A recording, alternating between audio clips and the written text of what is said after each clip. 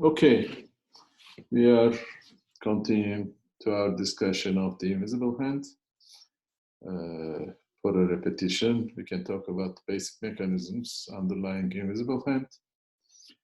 First one, he said, was that invisible hand should have a filtering mechanism which keeps out all beings, impacts, or processes that might ruin the achievable pattern. So equilibrium must be guaranteed, in other words. Two, as each piece or element will also affect the harmonization of other pieces or other elements while adapting local changes, invisible hand should contain an equilibrating mechanism which ensures the generation of a specific pattern as a consequence of all these harmonizations. So these two mechanisms ensure optimal or efficient outcomes in economics, of course, in the form of efficient allocation of resources. So if the market system is left to its own devices, an equilibrium will emerge, and this equilibrium will be stable when certain conditions are met. So this is more or less the working of the invisible hand, and invisible hand in economics, or in the general equilibrium theory at least, always create some efficient outcomes, efficient allocation, and stable social order. But in other words, this is a kind of a Panglossian outlook, basically. Everyone will be happy, and this world is the best of all possible worlds. That's the basic idea.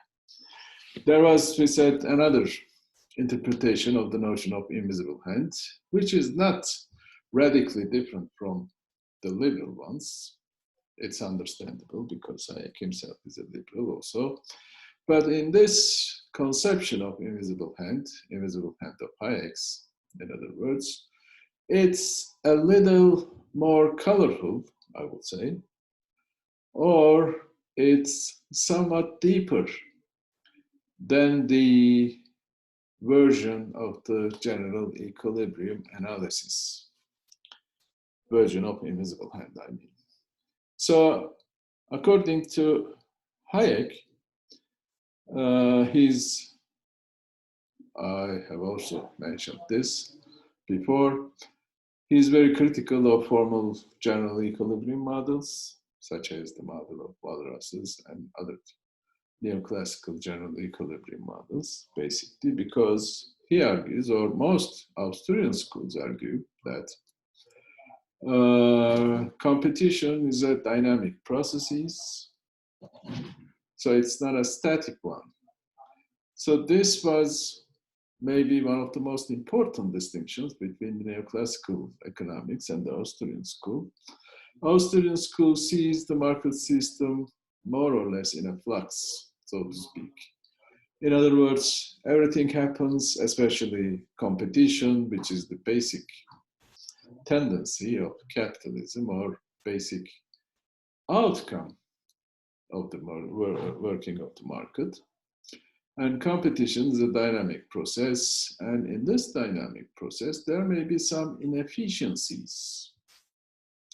This point is important, but in the end, as we will see, Hayek will also come to accept that even though there are some inefficiencies through the competition process, the end result of the invisible hand as a whole is again efficient and optimal. This is quite interesting, and also I think it's somewhat inconsistent. There's an important problem in Hayek's conception of invisible hand in this regard. So the question is simple, actually, which is the same question that emerges when we discuss the invisible hand of the general equilibrium models. The question is this: why should competition always produce some efficient results, such as the optimal allocation of scarce resources? If we accept the fact that competition is a dynamic process, it occurs within the historical time, then these inefficiencies or problems or frictions, whatever you say, should be eliminated in order for equilibrium and optimal allocation to exist, to emerge in general. But in Hayek or in the Austrian school in general, maybe with the exception of Schumpeter, there's no such mechanism. In other words, again, here we have the idea of cunning of reason, if you believe, cunning of reason conception of Hegel's. Remember, Hegel says that free will is just an illusion. It's a way of deception, self-deception. We think ourselves as free beings acting on the basis of our free wills, etc., etc. But there's no such thing as free will. There's no such thing as freedom, actually. Freedom of action, freedom of choice, any kind of freedom, because everything occurs in the real world, in the world of beings in general, by necessity, according to his cosmological approach, so to speak. What's going to come is to be determined from the beginning, basically. Everything must occur according to some kind of optimal plan, maybe. And this process takes place behind the backs of individuals. So, in other words, it's a kind of example of the cunning of reason argument. Again, we have the same idea that emerges finally, ultimately, in Hayek as well. But this is quite interesting because Hayek also emphasizes the importance of individual beliefs, expectations, subjective variations, and their importance in the establishment of equilibrium, in the working of competition process in general. And this idea that the competition as a process can be said to be an integral part of Hayek, and equilibrium is not a state of rest where no economic agents have an incentive to change their behavior. So standard neoclassical general equilibrium models accepts a kind of static environment. There is demand and supply, demand shifts or supply shifts, whatever, then a new equilibrium will emerge, a new market price will emerge, etc., or a new general price level will emerge. But this occurs instantaneously. It doesn't take any time to emerge, to reach a new equilibrium. But Hayek and Austrians believe that these adaptations to changing environment or changing conditions in general, however small, must take place in time, and this adaptation process must take some time, which is quite true, actually. And according to Hayek, an equilibrium situation refers to one in which individual plans are fully coordinated. This is one of the most important problems of the market system, coordination problem. Remember from your macroeconomics class, in order for a macro equilibrium to occur, for example, aggregate demand and aggregate supply must be equal to each other, which means actually that savings and investment must be equal. In other words, the plans, optimal plans of the firm's investment must be consistent with the plans of individuals, savings and consumption, of course. So equilibrium is a state in which these optimal plans are consistent and coordinated. This is the famous coordination issue of the market system, and Keynes, as we know, argues against the existence of this type of coordination. He argues that in the short run, at least, only by chance can this equality between aggregate demand and aggregate supply or investment and savings equal. So this is the coordination failure thing. But Hayek believes that coordination is possible and is to be produced by the working of the competition, even if it is conceived as a kind of a process. So capitalism depends on individual actions, individual behavior, which is guided by individual beliefs, expectations, etc., etc. So some external coordination unit could not be successful according to Hayek, such as the Central Planning Agency or any kind of similar institution. So the one and only mechanism that ensures this equilibrium is competition, according to him. The reason is that as long as prices reflect relative resource scarcity, individuals do not need additional knowledge to make their decisions, and thus resources are efficiently allocated. Last time we also talked about this. Each individual has a piecemeal information, a very small part of the total information pool, if you will. But still, this is enough because all I care is about my own expectations, my own satisfactions, etc., etc. So I am obligated to know only the most relevant information piece for my problems, optimization problems and so forth.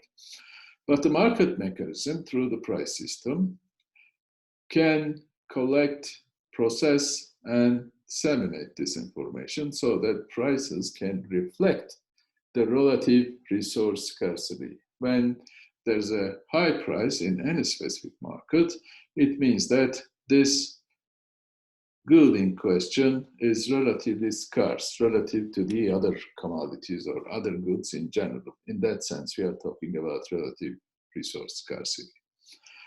Scarcity is an absolute phenomenon, as we know. It's a relationship between individual wants, which are infinite, and the resources, which are finite.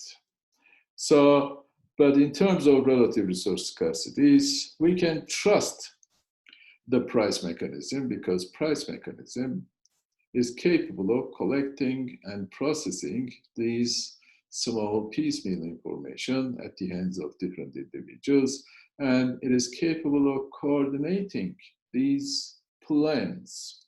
So in that sense, it's a spontaneous order, according to Hayek. So this spontaneous order created by the market owes its existence primarily to the function of prices in conveying knowledge. Hayek and the Austrian school, with the possible exception of Schumpeter again, regard the market system as a tool for conveying and using information.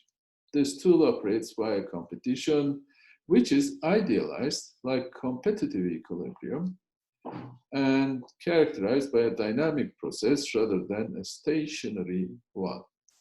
So, to summarize again, Hayek can consider the importance of the fact that competition is a process.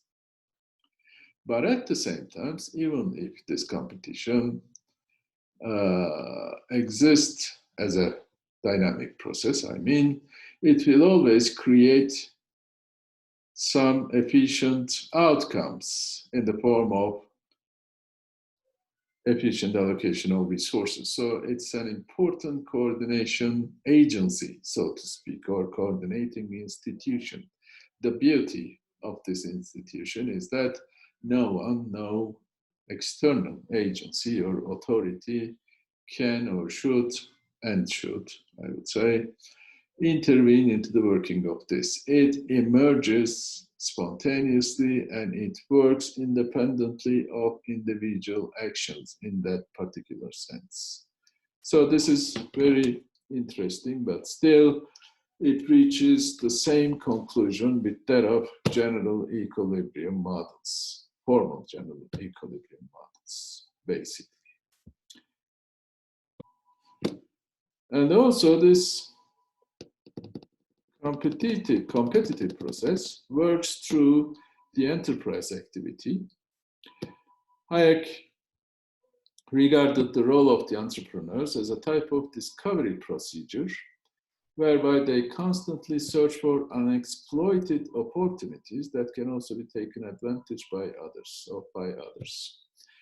So entrepreneurs try to collect the information of relative scarcities, which are reflected by the prices in a competitive environment, of course. Then, on the basis of this information of relative scarcities, entrepreneurs will enter into the market or exit out of the market, etc., etc. So it's a kind of a discovery procedure at the same time. And the prices are capable of reflecting relative,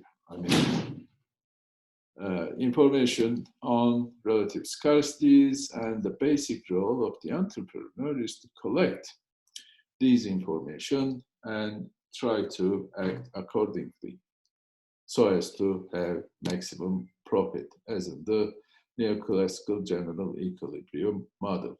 The basic function of entrepreneurs is to pursue information about the relative scarcity and utilize profit opportunities. As long as price mechanisms' function of conveying information is not hindered, entrepreneurs will be able to access knowledge about profit opportunities via prices, thus leading to the materialization of resource allocation in an efficient manner. An outstanding aspect of Hayek's views is that knowledge is captured by different individuals in society, and everybody can in some way access this knowledge in tacit form. It's tacit, implicit, because it is reflected by the prices. The profit gained by an entrepreneur becomes the reward she receives for pursuing and utilizing information. This refers to the efficient processing of information by the whole system, thus creating spontaneous order. But the problematic aspect of this presentation is that, Hayek's presentation, again, the question we ask over and over: why such a mechanism creates an efficient order, spontaneous order, spontaneous, also efficient, and also stable. If there are some inefficiencies, these inefficiencies may be aggravated and they may create some processes of the emergence of some market failures. You know, the whole literature of the market failures has emphasized this important aspect of the working of competition. But usually in Hayek's interpretation, we have this same idea with the efficient market hypothesis, you know, in macroeconomics or in finance in general. You know, according to this hypothesis, in some particular markets, financial markets usually, the markets function efficiently if there's any new information that requires the change in the market structure, market prices, then actually we can observe that these prices have already changed. So every bit of new information will be included within the prices instantaneously again. So this is an excellent situation, right? The markets work very efficiently through the prices' capability of reflecting the new relative information. But if this is the case, financial crisis should not occur, right? As in the 2008 crisis, we have seen that especially financial markets did not or do not in general function efficiently. Maybe we should stop here and continue in the next hour.